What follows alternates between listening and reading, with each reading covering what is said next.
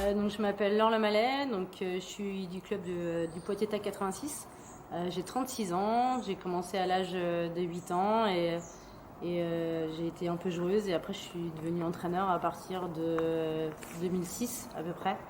Donc voilà, ça fait quelques années que maintenant que j'entraîne et je suis arrivée au club de Poitiers en 2017.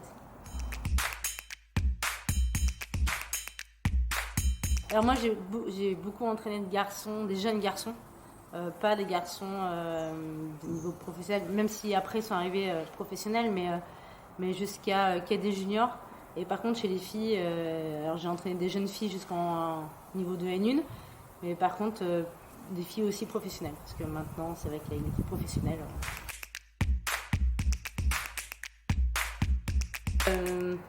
Tous les matchs sont importants, et après, voilà, l'accompagnement des joueuses professionnelles en même temps, c'est aussi leur boulot, leur job, donc elles gagnent leur vie comme ça, et c'est aussi important déjà que le club de Poitiers reste à ce niveau-là en Pro A, et que les filles de cette équipe restent aussi au club. C'est aussi un peu une image de marque du club de Poitiers, donc il faut réussir à maintenir, donc il faut qu'il y ait une bonne ambiance et tout ça, et il faut que ce soit... il faut s'investir pour que tout fonctionne bien, pour également avoir des résultats. On a la chance qu'il n'y a pas vraiment de concurrence dans cette équipe, puisque c'est vrai que Yuan Zhang, par son âge, aujourd'hui elle joue plus rien, même si elle est qualifiée pour les championnats de France cette année, mais après elle joue plus rien sur le plan individuel, donc ça fait, il me semble que c'est sa 12e année au club, donc voilà, elle est vraiment investie dans cette équipe. Après Janet maintenant avec son statut en équipe de France, de numéro 1 française en équipe de France, 23 mondiales, elle a plus grand chose à prouver non plus. Donc derrière, il y a aussi Anne Guinel qui, elle est aspirée par ces deux très bonnes joueuses, qui est un petit peu plus jeune. Donc elles ne se sentent pas forcément non plus en concurrence. Bon, là, on a Andrea Todorovic qui est arrivée là, cette saison, qui est serbe, elle joue dans son équipe nationale. Donc il n'y a pas de concurrence non plus ni en équipe de France.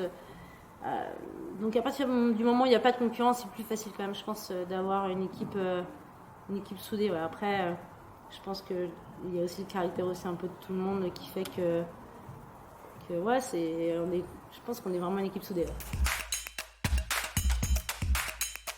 Ouais. Souvent, je me réveille la nuit d'ailleurs. Hein, des fois, ça vient la nuit. D'abord, c'est vrai que je regarde beaucoup les équipes adverses entre les joueuses qui composent cette équipe. Enfin, voilà, et puis les résultats qu'elles ont eus. Après, il y a aussi le niveau international. J'arrive aussi à regarder sur le pourcentage de match des joueuses de notre équipe contre des joueuses des autres équipes. Il y a également les systèmes de jeu qui sont vraiment importants. Il y a des joueuses de Poitiers qui vont pas forcément aimer certains systèmes de jeu des adversaires. Donc ça va aider aussi à un moment donné à les mettre en position 1 ou en position 2 ou en position 3. Après, il y a beaucoup de choses, vraiment beaucoup de choses qui rentrent en compte. D'abord, moi je fais un point sur la situation et après j'en discute en tête à tête avec chaque joueuse, même celle qui joue pas, pour avoir son avis, pour savoir aussi son avis sur quelle composition elle pense que les adversaires vont faire.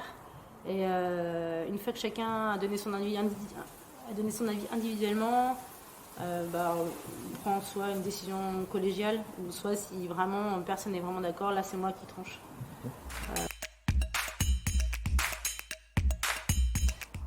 J'essaye physiquement de montrer que je gesticule pas trop, mais à l'intérieur ça gesticule vraiment beaucoup. J'essaye d'apporter de l'énergie positive à l'équipe sur les encouragements, parce que pour moi c'est important. Après, de temps en temps, je peux donner des consignes très courtes et brèves sur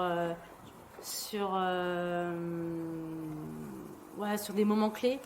Je suis pas du genre à trop parler parce que déjà dans des salles de pro, surtout comme à Poitiers, le public est assez proche et c'est vrai qu'il y a beaucoup de bruit, donc ils n'entendent pas forcément. Donc si la joueuse comprend mal, ou faut pas non plus que ça la sorte du match. Donc on a Yuan Zhang qui, elle fait partie des dernières défenseuses Voilà, donc c'est une vraie défenseuse qui, de temps en temps, sur des moments clés, elle est capable aussi de prendre l'initiative. Donc du coup, ça surprend vraiment l'adversaire. Après, on a du coup Jana Nguyen qui, elle a vraiment un jeu de vitesse avec un soft en coup droit. Avec un service, elle sert très très haut, donc un service qui gêne vraiment beaucoup, donc derrière qui lui permet de prendre l'initiative. Après, donc on a Andrea Todorovic qui, elle est plutôt une joueuse de prise d'initiative assez classique. Voilà, première, ouais, vraiment classique. Et puis Océane Guinel qui, elle a un jeu plus à mi-distance, mais assez classique aussi. Il y a des équipes historiques, tout simplement, hein, qui ont des gros budgets comme Saint-Quentin, comme Metz. Avant, il y avait Lille, donc maintenant c'est vrai que Lille n'est plus en pro. Ouais, ça c'est vraiment des équipes qui sont historiquement, même Etival, qui pareil, il y a une grosse équipe aussi. Et puis, ouais, c'est des équipes qui sont toujours un peu comme nous en fait. 1, 2, 3, 4, 5, 6. Voilà, donc c'est des. Ouais, c'est. Après, c'est plus des matchs que je redoute le plus à l'extérieur. On n'a pas un pourcentage de réussite, notamment de victoire quand on joue à Saint-Denis. Je pense qu'on doit être à 0% de victoire. Et à Metz aussi. Voilà. C'est des salles où l'équipe de Poitiers a plus de mal à s'imposer.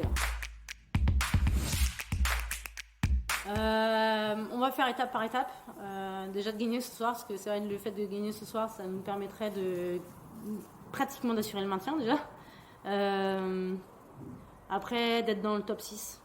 Et ça, c'est vraiment le premier objectif. Après, on verra. Ça va beaucoup dépendre aussi des filles.